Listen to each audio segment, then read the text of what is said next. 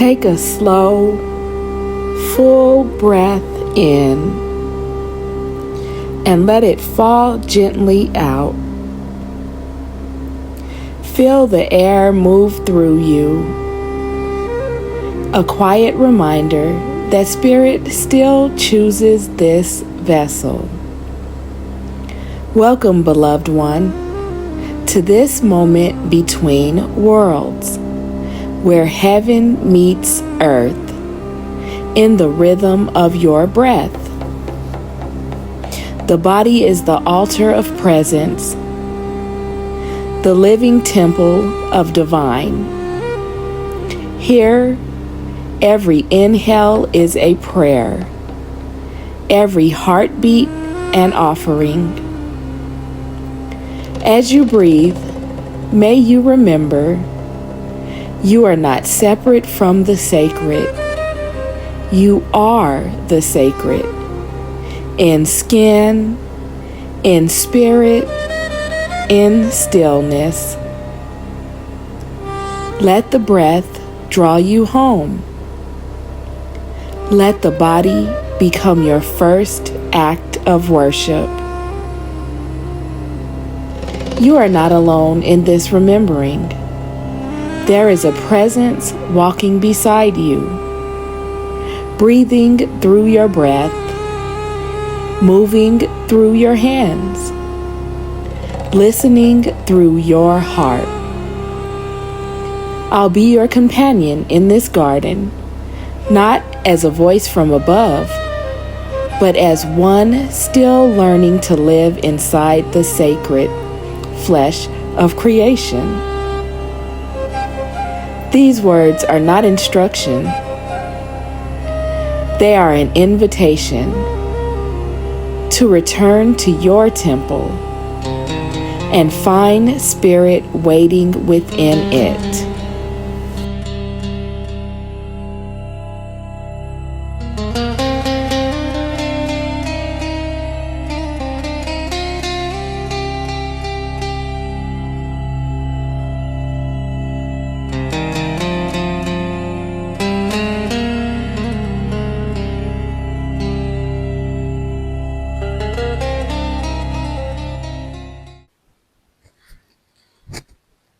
Welcome, beloved, to the bridge between worlds. We've spoken of spirit. We've explored the bridge world, the psychic realm of emotion, insight, and intuition. And in earlier episodes, we also touched the physical world, the realm of form, matter, and motion. Now we return full circle. We meet the physical once more, not as something less holy, not as a prison, not as something to escape, but as the temple itself. Because in the language of the tabernacle, the physical corresponds to the outer court, the place of body, of ritual, of preparation, and offering. This is where the inward journey begins, at the threshold, at the skin, at the gate where spirit and flesh first meet. We first spoke in depth of the physical world back in episode 3, how the earth itself reflects the rhythm of spirit, how mountains bow and rivers sing in the language of matter, and of how we can connect spirit to our bodies through nature. That was the view from the outside in. Now we turn from the inside out. We no longer look at creation as something beyond us. We look through the lens of the body itself as the living outer court of the inner temple. The same ground we once walked upon, we now discover beneath our own skin. In ancient times, the people of God were guided to build a tabernacle, a movable temple in the wilderness. At its center was the Holy of Holies, the place of divine presence. But before anyone could approach the sacred center, they first entered the outer court, the place of washing, preparation, offering, and releasing. It is where the people brought their bodies in reverence, their hands full of sacrifice, their hearts trembling with hope. To journey inward, they had to start with the outer, and we must do the same. The outer court is the threshold. It is the beginning of the sacred spiral. It is where body and spirit first meet. Within the outer court stood two sacred pieces of furniture: the bronze altar, the fire of release. It symbolizes surrender, laying down what no longer serves. Fire transforms what is offered, turning it sacred. And then the bronze laver, the wash basin, the water of reflection. This symbolizes purification, which is cleansing body, mind, and energy. It's formed from polished mirrors, reminding us that purification begins with reflection. Let me give you some modern parallels. Now, the basin work, which is the cleansing and preparation, in today's terms, energy work, breath work, visualization, or shower rituals act as basin, clearing stagnant energy, grounding, and readying the body to meet spirit. And then that altar work, which is the offering and transformation, in today's terms could be releasing fears, burdens, or patterns. This is like placing a sacrifice on the altar, letting spirit transform it into sacred energy. Before we approach the holy, we must do both. We need to cleanse what clings and offer what weighs. For months, I kept hearing a single phrase in prayer: build an altar. At first, I was confused because I thought I knew what building an altar meant. And for me, it meant a literal space. So I had been burning incense, I had candles, I had crystals, I even had two dedicated spaces in my house for prayer, meditation, and worship. I called them my prayer corners. I had one in my bedroom and one in my living room. And it was just a bean bag and some pillows and a blanket and the crystals and candles and incense, just to make that space feel comfortable and like a dedicated space for my worship. So I didn't quite understand what build an altar meant. Even so, I kept hearing it. And one day, as I was watching something on Gaia, it came in loud and clear, but in a soft, gentle voice.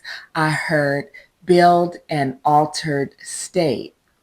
So this got me thinking that the altar wasn't just a table, but it was transformation. So to build an altar meant to raise my vibrations, to change my state of consciousness, to enter prayer, fasting, song, or stillness until the mind yielded to spirit. That's when I realized the dangers of entering in without the basin or the altar. When we try to meet spirit without cleansing or releasing, our energy carries the residue of the outer world. We bring chaos into communion. I learned this the hard way. It was about 6 months after Jesus first touched me, after that first life changing deliverance experience I shared in earlier episodes. I found myself spiraling again. Old patterns returned. Shadows I thought were gone began to surface. I was in need of another deliverance. But this time I saw what was missing. I had been praying and seeking, but not cleansing or offering. No basin, no altar. That's when the teaching became clear.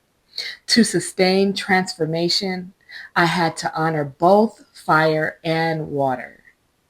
I had to build the altar and wash in the basin to purify my energy and release what I carried before stepping into deeper presence. But I didn't learn this all at once. Throughout my whole deliverance, I was entering into sacred space without preparation, without washing or offering, not out of rebellion, but simply because I didn't know any other way. I wasn't trying to bypass the process. In fact, I didn't know the process. I just hadn't yet learned what the basin and altar were for. I was reaching for God with everything in me, but without grounding, without structure that helps the spirit rest. And so the energy I was touching, as holy and real as it was, became overwhelming. The spirit was willing, but the vessel, my vessel, wasn't yet ready. That was the lesson my body had been trying to tell me all along.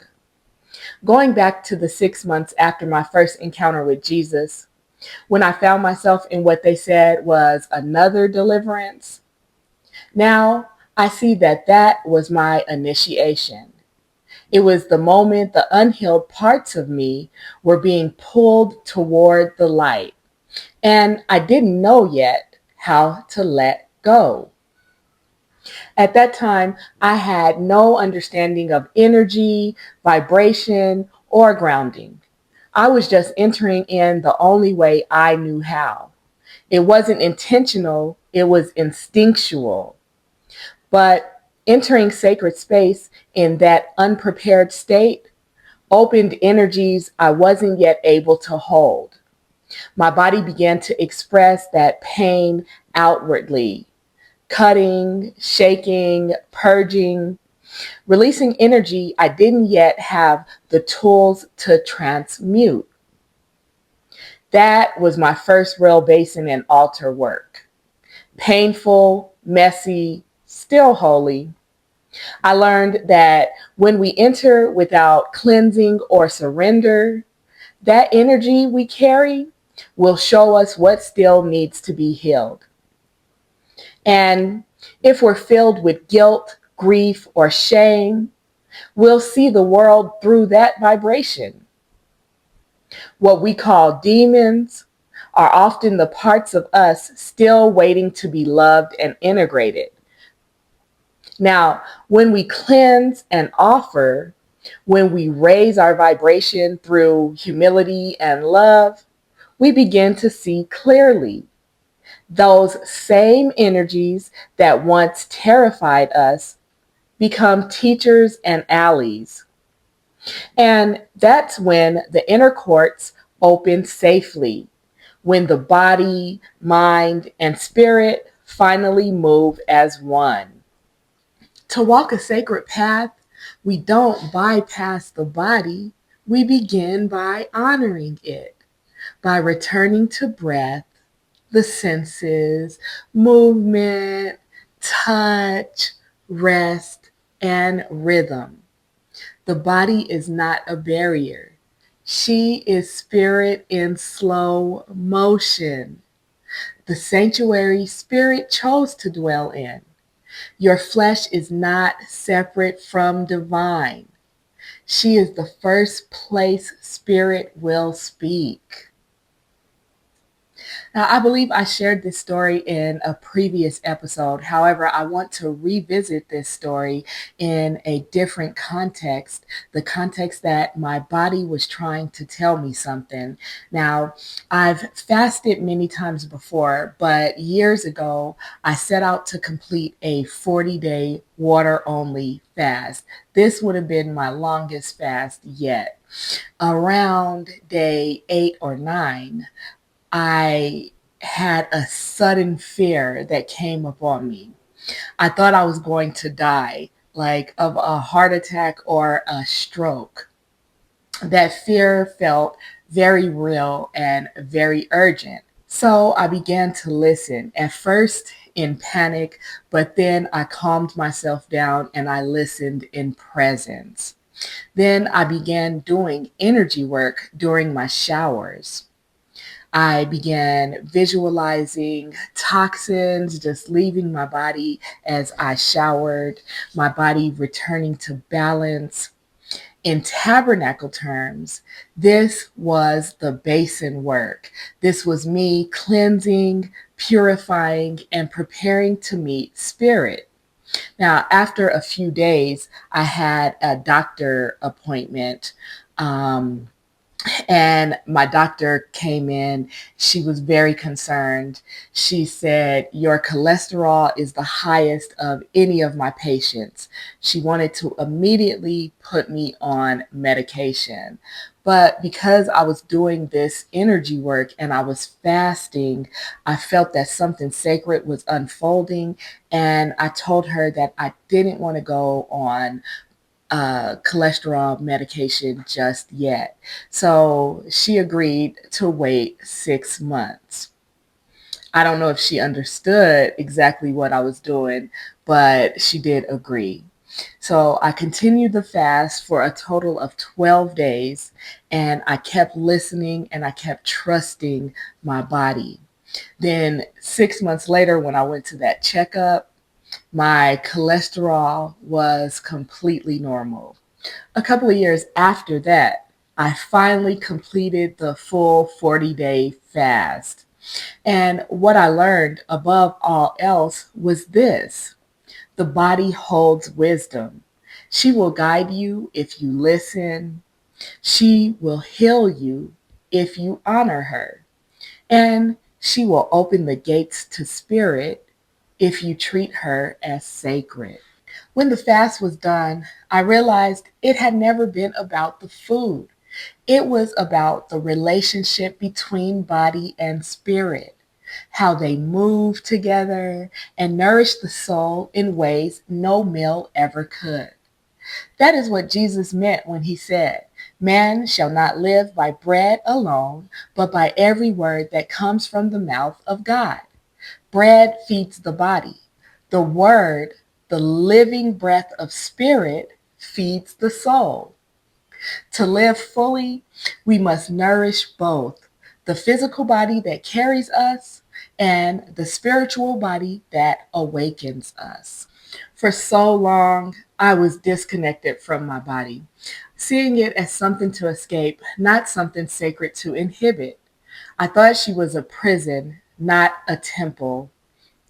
Because of that, I didn't understand the holiness of simple things, why we bow our head in prayer, or why we raise our hands in worship.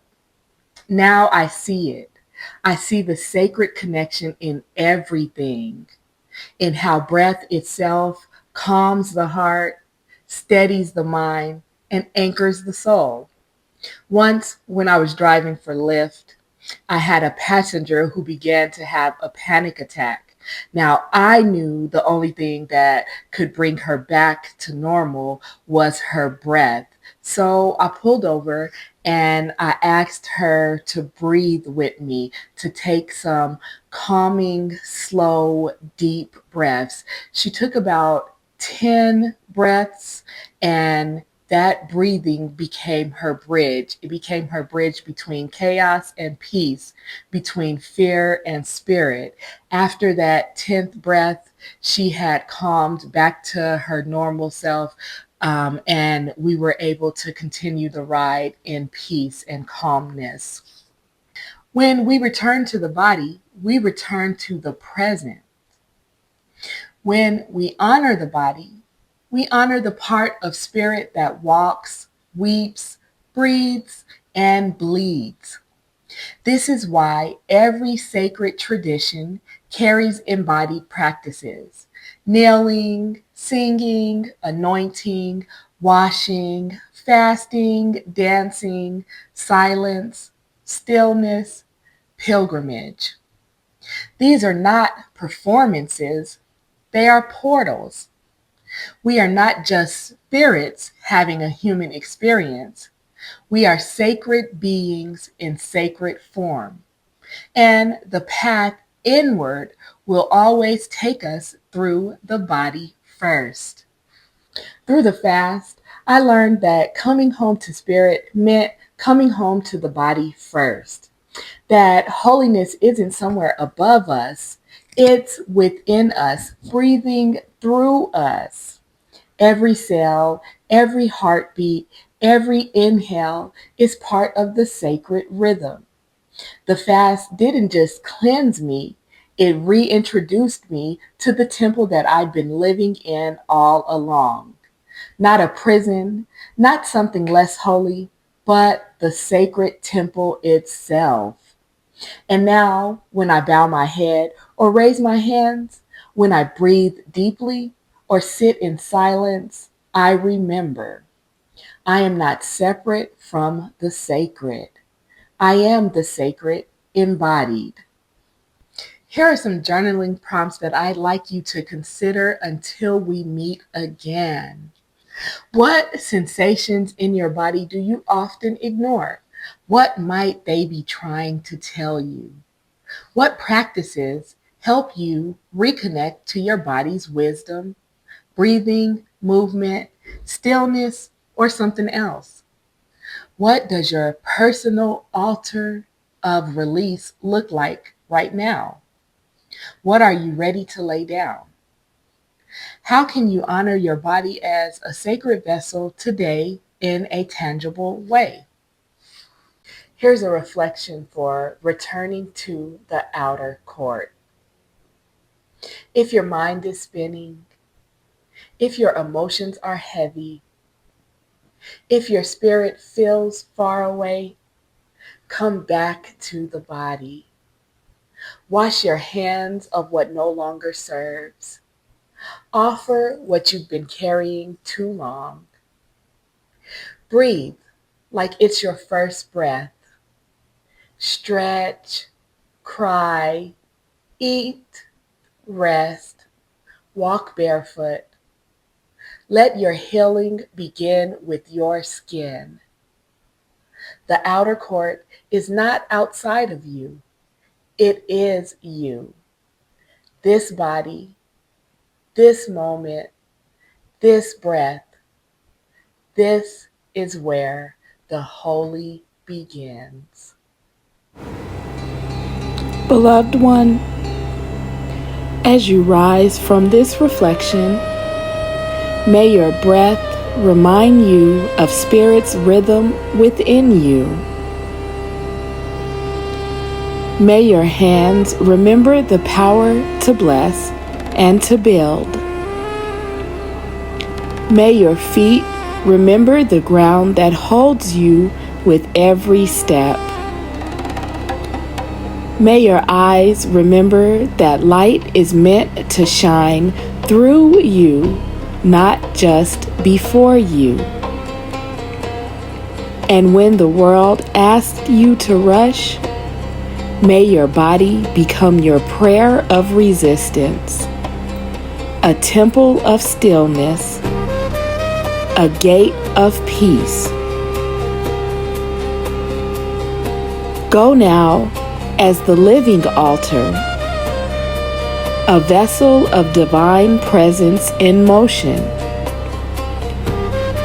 Go in breath, in body, in blessing,